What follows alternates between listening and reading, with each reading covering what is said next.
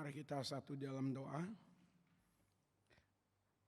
Kami bersyukur ya Tuhan untuk pagi hari ini. Dalam kemurahan Tuhan memungkinkan setiap kami boleh ada di ruangan ini. Juga sidang jemaat yang beribadah di rumah masing-masing. Tibalah saatnya bagi kami untuk mendengar kebenaran firman-Mu. Kami manusia yang terbatas, banyak kekurangan, kelemahan, terus memerlukan Tuhan Yesus untuk kami juga mengerti dan boleh selalu hidup di dalam kebenaran firman Tuhan. Urapi hamba-Mu Tuhan, dan biarlah kesempatan ini benar-benar digunakan untuk menyatakan kebenaran firman-Mu. Kehadiran hamba-Mu boleh tidak menjadi sia-sia. Terima kasih Tuhan, ini doa kami di dalam nama Tuhan Yesus. Kami berdoa bersyukur. Haleluya. Amin. Silakan duduk. Salam. Ya, suara saya serak-serak basah begitu ya. Sidang jemaat, saya sudah sampaikan kepada Pak Pendeta Randy, saya punya suara sempat hilang gitu ya, karena 2 hari saya harus mendampingi anak murid SMP Kristen Ramani mengadakan perkemahan di Ciawi. Jadi mungkin masa pandemi tidak pernah keluar rumah, sekali keluar rumah tidur di tenda, mereka nggak tidur-tidur. Jadi saya yang harus teriak, arahkan mereka untuk bisa tidur begitu ya. Ditambah tanggal 25 itu hari guru, karena saya sebagai pembina kesiswaan mau tidak mau turun tangan lagi begitu ya. Jadi sempat menghilang suaranya dan saya diingatkan untuk tidak makan gorengan sama Pak Pendeta Randy. Saya coba dengan asam jawa dan gula jawa begitu ya, untuk bisa mengembalikan suara, tapi belum benar-benar normal. Nah, sidang jemaat yang dikasih oleh Tuhan, tema kita sebagaimana yang dibagikan kepada saya dan tidak mengalami perubahan dari Lembaga Alkitab Indonesia tentang perumpamaan 2 orang anak.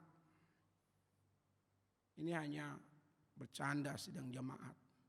Jangan-jangan program KB itu diambil dari Alkitab begitu ya. Bicara anak yang hilang, 2 anak yang hilang itu juga kan begitu.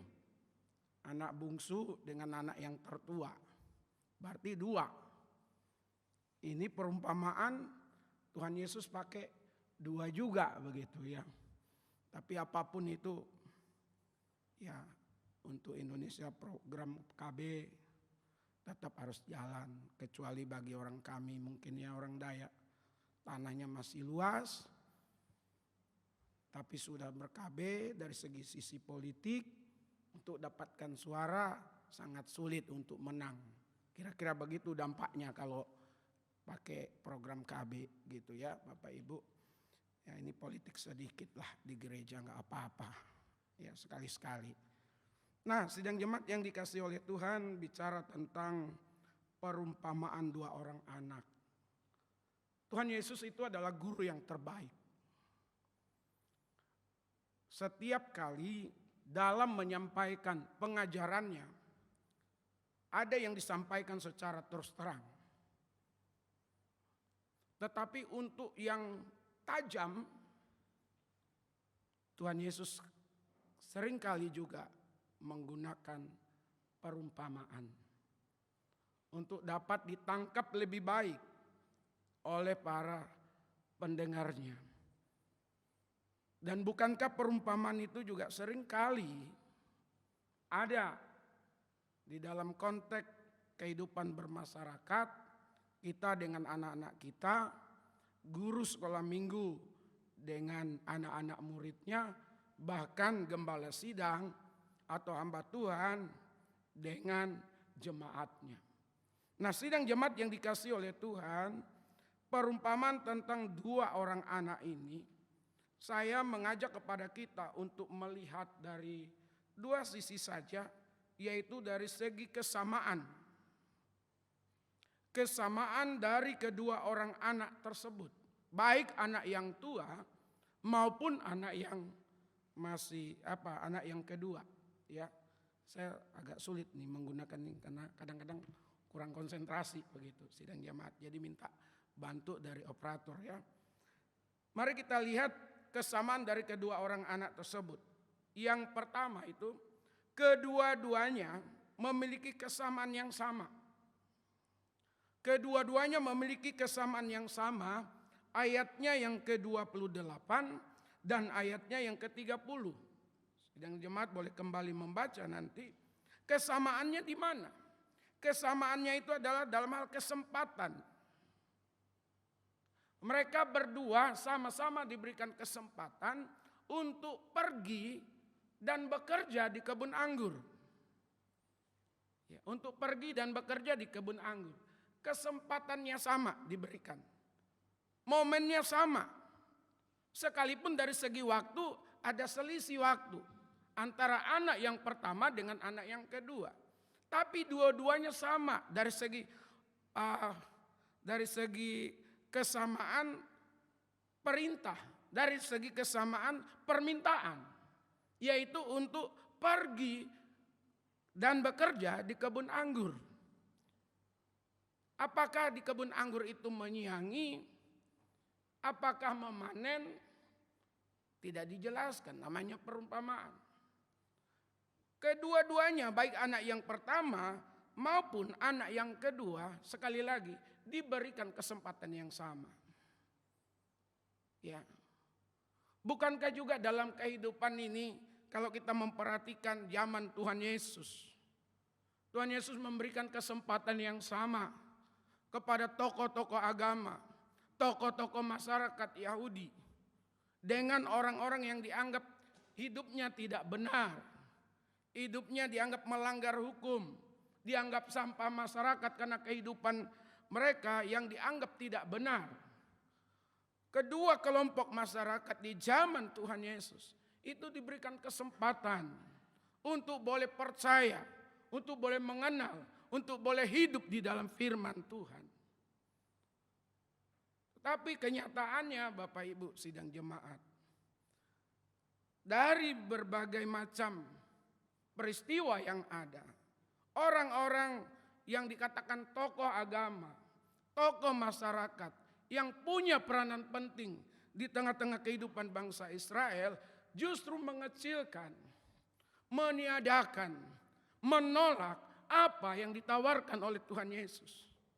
Tidak demikian dengan orang-orang yang dianggap hidupnya itu tidak benar, yang dianggap hidupnya melanggar hukum. Contoh, perempuan yang berada di sumur Yakub. Contoh yang lain, pemungut cukai Zakeus. Langsung merespon apa yang disampaikan oleh Tuhan Yesus. Bapak Ibu yang dikasihi oleh Tuhan, di dalam kehidupan kita pada masa kini, dalam gereja, dalam kehidupan berbangsa bernegara, kita punya kesempatan. Siapapun diberikan kesempatan untuk bertobat. Ini juga bicara pertobatan. Bicara tentang panggilan. Ada orang ditantang untuk percaya kepada Tuhan Yesus. Mereka menolak, tetapi akhirnya percaya. Tapi ada orang yang, ya nanti saya percaya, atau saya akan percaya. Tapi justru dia tidak percaya. Dia menunda-nunda baptisan sampai mati pun dia tidak mau dibaptis. Ada yang demikian Bapak Ibu. Akhirnya yang katakanlah tadi menerima, yang tadi akhirnya menolak, akhirnya juga menerima. Mereka inilah yang mengambil kesempatan untuk akhirnya menikmati kasih karunia Tuhan. Kalau itu bicara dari segi pertobatan, percaya, terima Yesus sebagai Tuhan dan Juru Selamat. Tapi setelah itu namanya dosa Bapak Ibu. Siapapun, Bapak Ibu dan saya, selalu digoda. Siapapun di antara kita sebenarnya tidaklah kuat, tidaklah sanggup, tidaklah hebat untuk menolak dosa. Sebagai manusia, kita perlu Tuhan, kita perlu Roh Kudus untuk selalu menopang kehidupan kita. Sehingga pada saat Tuhan berkata, jangan lakukan, jangan perbuat, dan kita mendengar, lalu kita mengatakan ya dan tidak.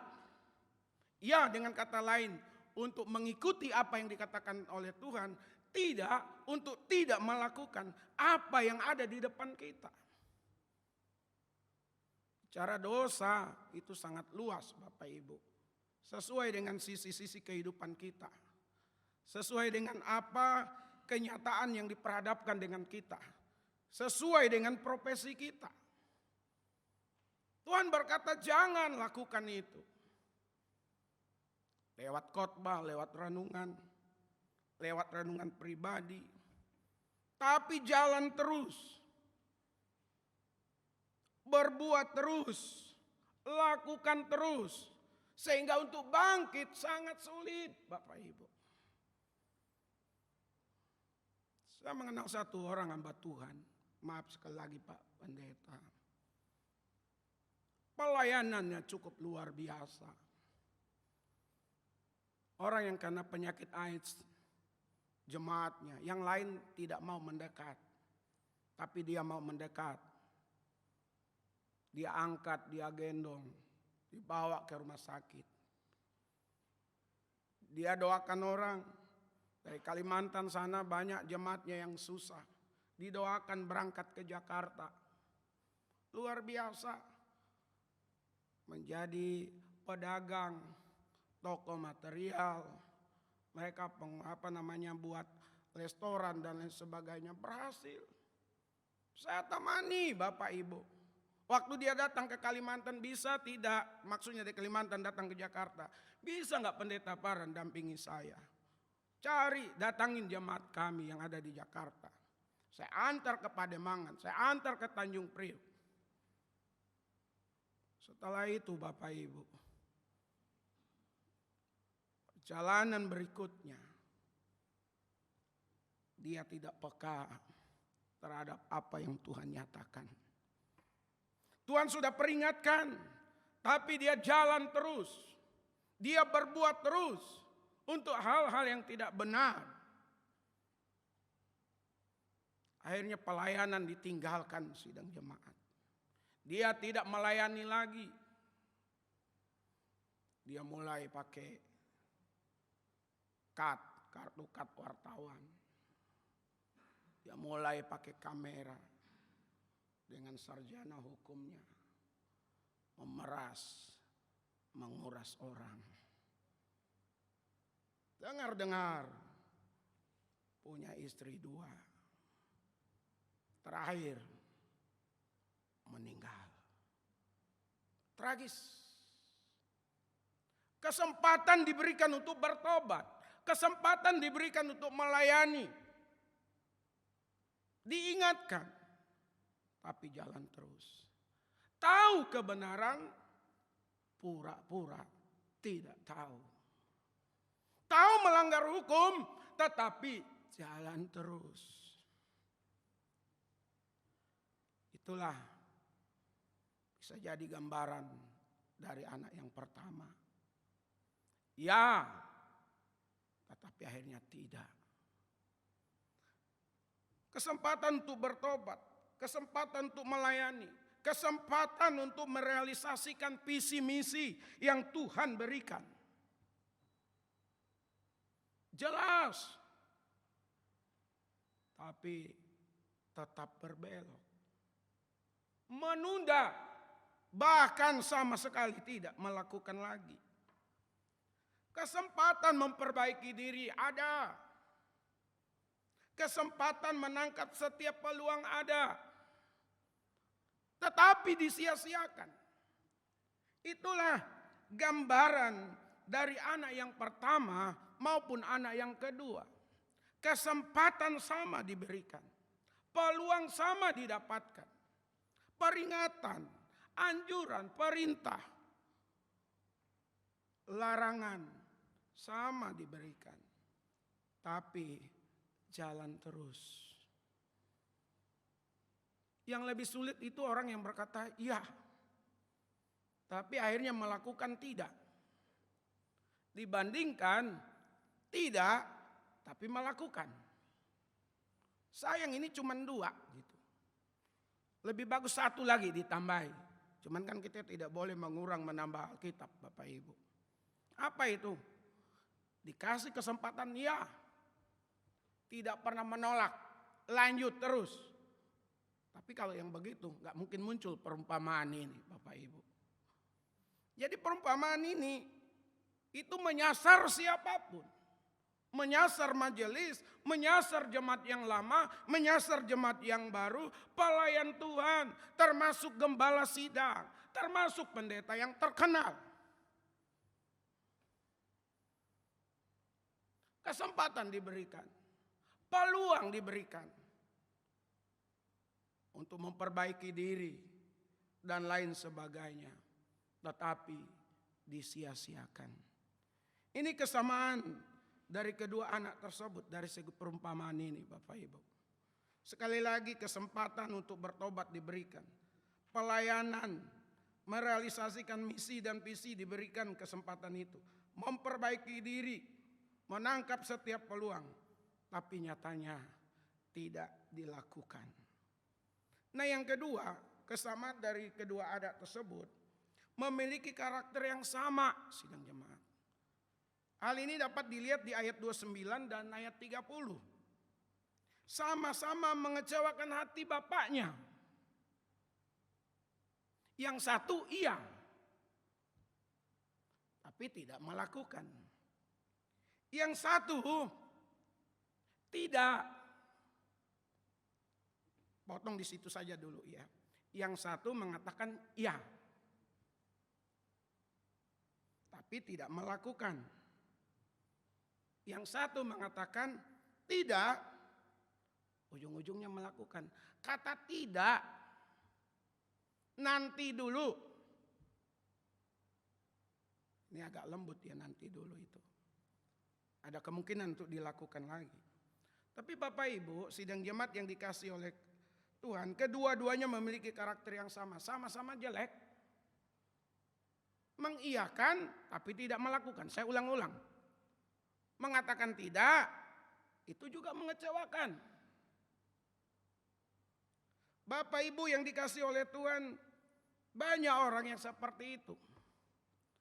Tahu banyak teori, tapi berjarak dengan kelakuan. Banyak pengetahuannya, pintar, berkata-kata. Orang masih di titik A, dia sudah bisa ke B, ke C. Dari segi penafsiran teologi jago. Hermeneutiknya. Dan lain sebagainya. Tapi hanya pada teori. Hanya sebatas pengetahuan, pemahaman.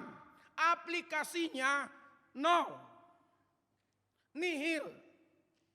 Ini yang Tuhan tidak mau kalau ditarik dari pemahaman kerohanian untuk kita, Bapak Ibu. Coba Bapak Ibu bayangkan anaknya diminta tolong. Nak, tolong dong tutup jendelanya. Nak, tolong dong matiin AC-nya. Nak, tolong dong matiin TV-nya. Ya, 5 menit kemudian gak dilakukan. 10 menit kemudian gak dilakukan. Bolak-balik gak dilakukan lagi.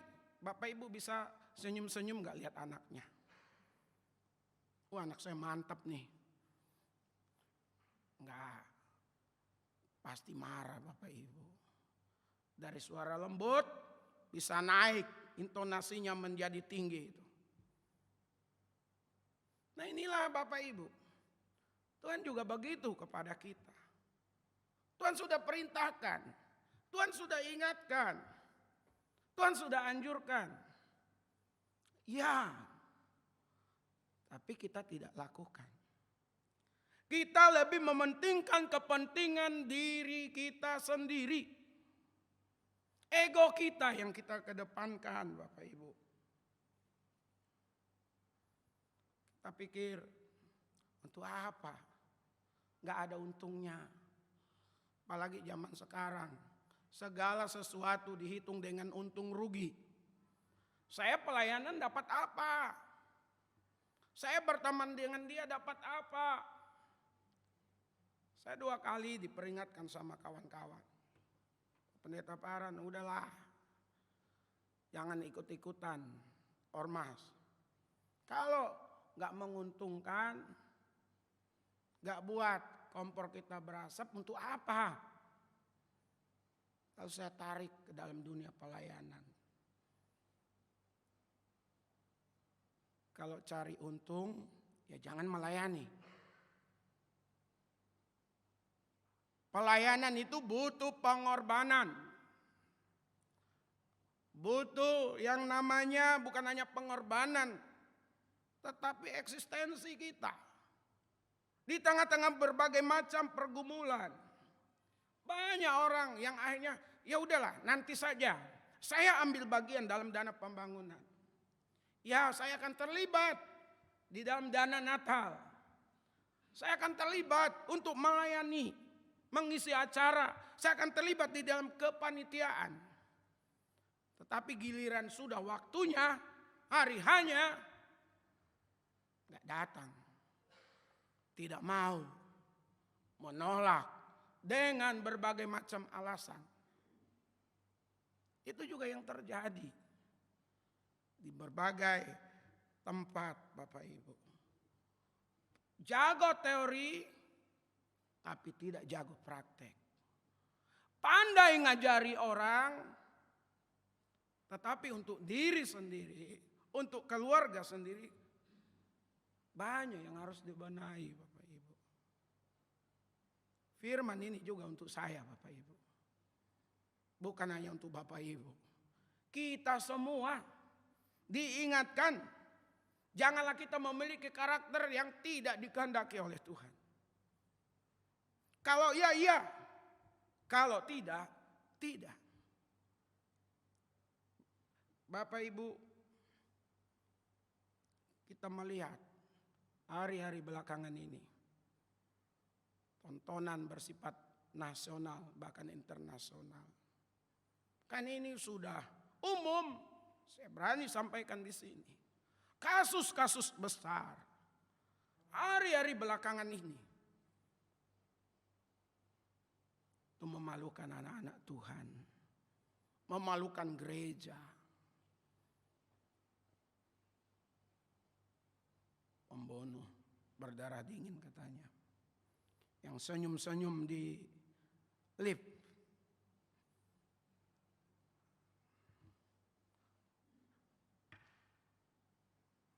Dorong barang, yang didorong barang, tapi yang didorong ini mayat orang, jenazah orang. Pelayanan.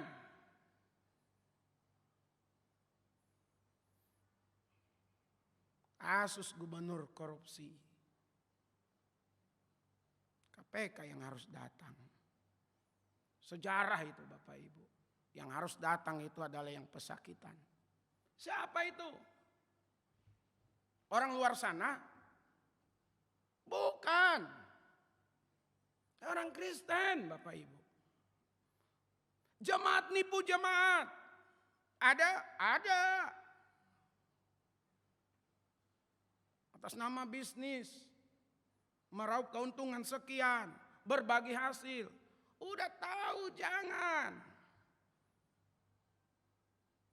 Judi nggak boleh, Bapak Ibu. Tapi judi jalan terus.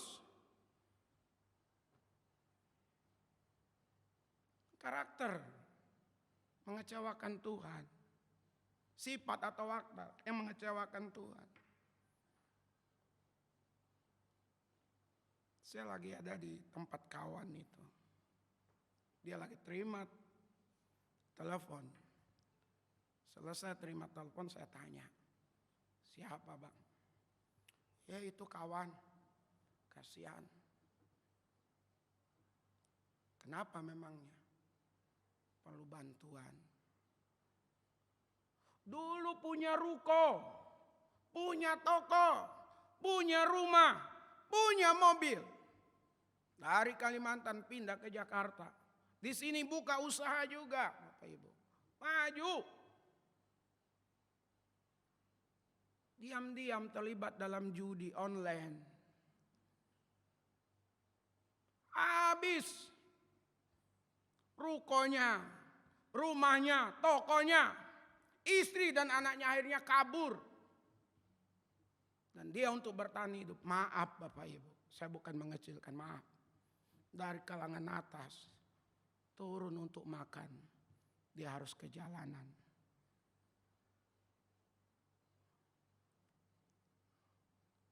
Jangan sampai kita seperti itu Bapak Ibu. Udah tahu tidak boleh. Udah tahu jangan, udah tahu bahaya. Kita udah tahu. Resiko-resikonya udah tahu. Akibatnya udah paham. Tapi tetap jalan. Kacau sudah. Termasuk dalam rumah tangga Bapak Ibu.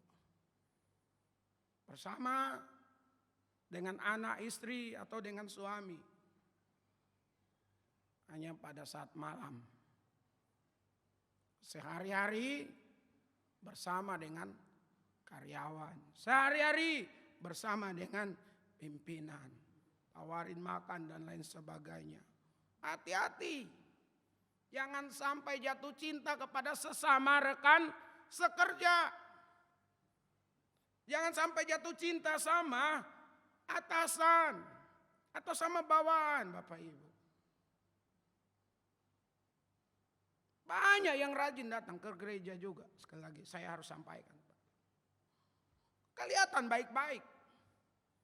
Waktu mati baru ketahuan. Istri berebut untuk mendapatkan arisan. Padahal orang lain tahu dia cuma istri satu. Gak tahu cabangnya ada lagi Bapak Ibu. Bukan hanya bank yang punya cabang, toko yang punya cabang. Keluarga juga bisa punya cabang. Tunjukkan bahwa kita orang-orang yang memang ya terhadap firman Tuhan. Dan tidak untuk hal-hal yang akan menyesatkan kita. Amin. Itu persamaannya. Lalu yang kedua perbedaan dari kedua orang tersebut. Anak pertama mengiyakan. Namun tidak melakukan. Mudah mengatakan, mudah berjanji, namun tidak menepati.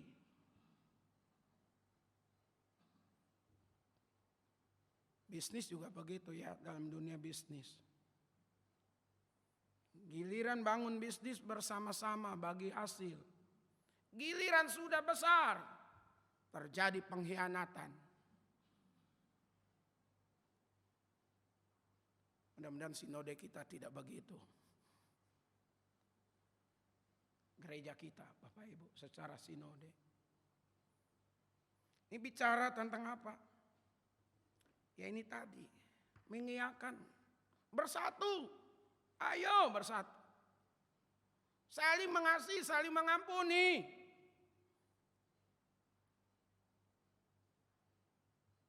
Tapi mimbar ini juga akhirnya digunakan untuk membatasi satu terhadap yang lain. Sampai kematian pun tidak saling memberitahu dan tidak saling mengundang. Kalau sudah begini levelnya bagaimana dengan jemaat? Saya berani ditegur ini, datang.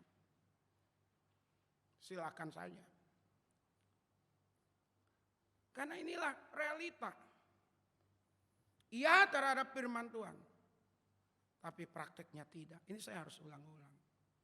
Untuk apa kita dari tahun ke tahun bergereja? Untuk apa kita dari tahun ke tahun punya jabatan? Tapi tidak mau berproses, tidak mau memperbaiki diri, tidak mau lebih baik. Tuhan juga tidak berkenan yang demikian Bapak Ibu. Jago di teori nol atau nihil di praktek tadi saya sudah sampaikan. Tidak meresapi dalam apa makna dari setiap peristiwa. Ini orang yang pertama tadi, anak pertama. Dianggap enteng.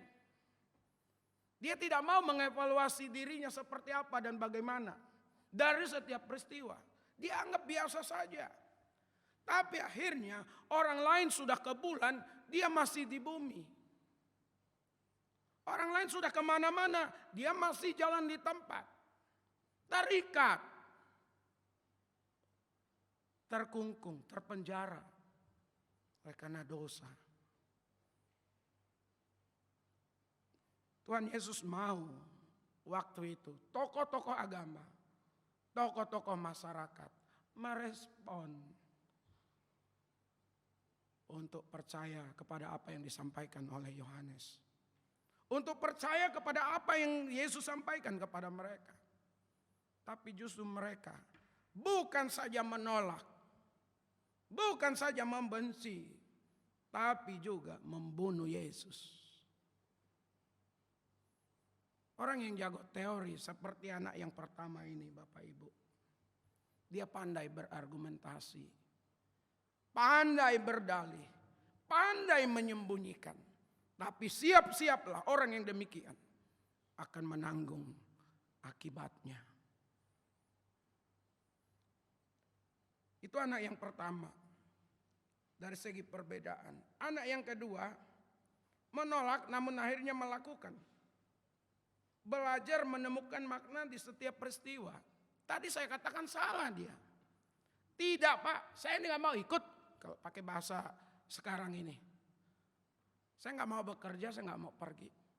Tapi setelah itu, dia merenung. Bahwa apa yang dia ucapkan, apa yang baru saja dia katakan. Atau katakanlah apa yang baru saja dia lakukan itu tidak benar, tidak baik. Dia belajar memperbaiki diri. Sudah berbuat dosa, sudah jatuh dalam dosa, terus saja dilakukan. Tapi berbahagialah orang yang setiap saat, setiap waktu, dia terus belajar menata diri untuk hidup yang berkenan kepada Tuhan.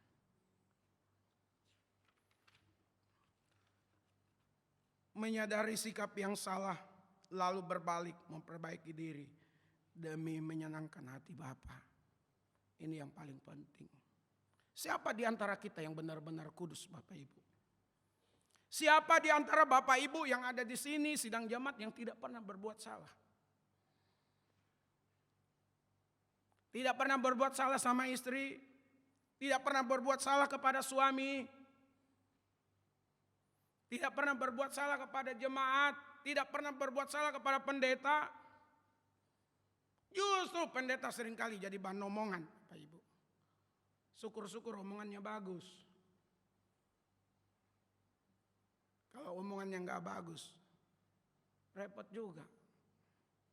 Tapi saya mau sampaikan sekali lagi di sini, mari, kalau kita pernah melakukan sesuatu hingga hari ini, yang orang lain tidak tahu. Orang lain, orang yang terdekat dengan kita tidak paham. Kita yang tahu, Tuhan yang tahu, malaikat yang tahu, setan yang tahu apa yang kita perbuat. Berbaliklah seperti anak yang kedua ini, Bapak Ibu. Minta ampun, belajar untuk menyenangkan hati Tuhan. Kalau tadi pernah mengkhianati istri, kalau tadi buka cabang, jangan lagi. Istri pun demikian. Kalau tadi nipu teman bisnis, sekarang jangan lagi. Kalau tadi suka gamparin anak, sekarang jangan lagi. Amin. Termasuk saya Bapak Ibu. Supaya kehidupan saya, kehidupan Bapak Ibu, kehidupan jemaat Tuhan, kehidupan orang Kristen benar-benar mewarnai Indonesia ini jauh lebih baik. Karena itu yang Tuhan inginkan.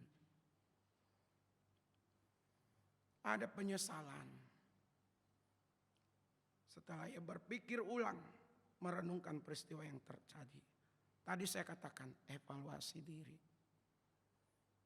Sekali lagi saya katakan, kita pernah berbuat salah. Kita pernah berbuat dosa. Tapi jangan jalan di tempat. Amin. Kita harus tinggalkan. Kita mau kepada apa yang Tuhan mau untuk kita kerjakan, untuk kita lakukan.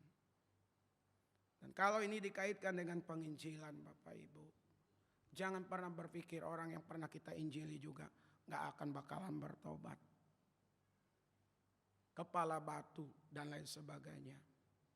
Siapa tahu dia seperti anak yang kedua itu. Dia akhirnya berpaling dan percaya kepada Tuhan. Kalau ada di antara kita yang buat dosa, udah ditegur, gak mau ditegur. Berhenti, jangan, tegur lagi. Nasihati, terus nasihati. Sampai akhirnya suatu saat dia bisa bertobat. Yang membuat Bapak Ibu dan saya juga bisa kembali bersukacita. Jadi sidang jemaat yang dikasih oleh Tuhan, kedua anak yang dimaksud merupakan realita kehidupan. Kehidupan umat Tuhan. Kehidupan kita, kehidupan umat manusia. Anak pertama gambaran orang yang terlihat rohani. Orang baik-baik, namun tidaklah demikian. Anak kedua adalah gambaran orang yang berdosa. Pelanggar hukum, namun akhirnya dapat bertobat. Tuhan suka yang demikian. Dia berestorasi, mereformasi diri, akhirnya menyenangkan hati Tuhan. Mari Bapak Ibu, kita semua sama seperti anak yang kedua.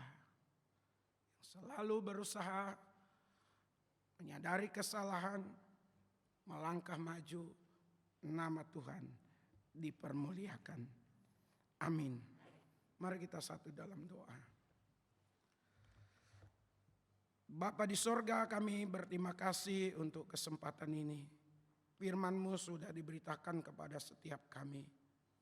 Baik sidang jemaat-Mu maupun hamba, kami semua diperingatkan untuk senantiasa mengevaluasi diri, memperbaiki diri, melangkah bersama dengan Tuhan untuk menangkap isi hati Tuhan, hidup dalam kehendak dan rencana Tuhan. Terima kasih Tuhan Yesus, hamba-Mu sudah berhenti berbicara, Roh Kudus boleh menindaklanjutinya. Di dalam nama Tuhan Yesus, kami berdoa bersyukur.